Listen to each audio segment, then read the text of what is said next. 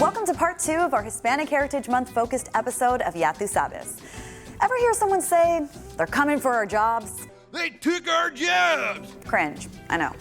Some people seem to think that if you're not born in the US or your family migrated here for better opportunities, that somehow you're here to take rather than contribute. Latinos are especially prone to being stereotyped this way, when in fact we contribute so much.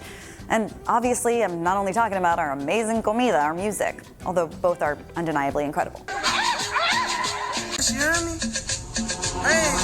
Latinos are a major part of the American economy.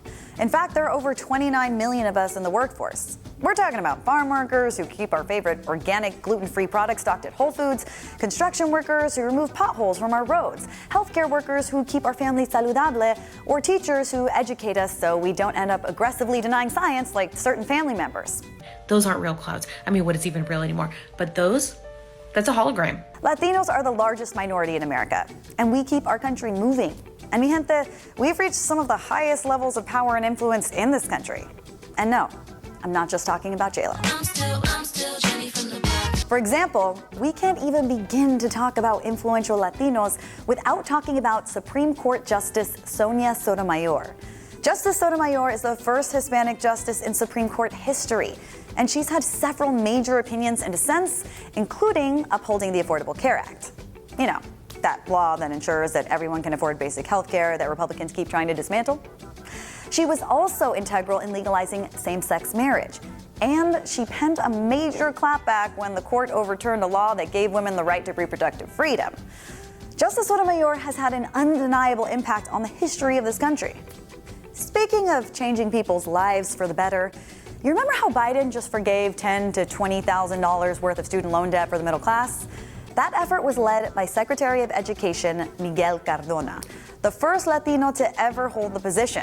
And he's already proven to have an enormously positive impact, unlike previous Republican secretaries of education like Betsy DeVos, aka a real-life version of Dolores Umbridge. In 2019, DeVos forced 46,000 students to repay loans they took out to attend a college that was legally deemed a for-profit scam institution. So, DeVos, a Republican, forces students to pay scammers, whereas Cardona, a Democrat, forgives loans to give people a shot at one day owning a home. Another Latino Democrat taking action to improve our everyday lives is Secretary of Health and Human Services, Javier Becerra. Like so many of our families, Becerra had parents who left their home country of Mexico in pursuit of the ever-elusive American dream. Evidently, they succeeded in doing just that.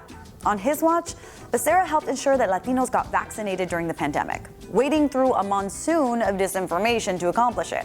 When he took over HHS, less than 6% of Latinos were fully vaccinated. Now, over 52.3% are. Seriously, Latinos get it done. We highlight these achievements because we think it's incredibly important that our community understands that while both are iconic, we're more than just our tacos or our Queen of Tejano music.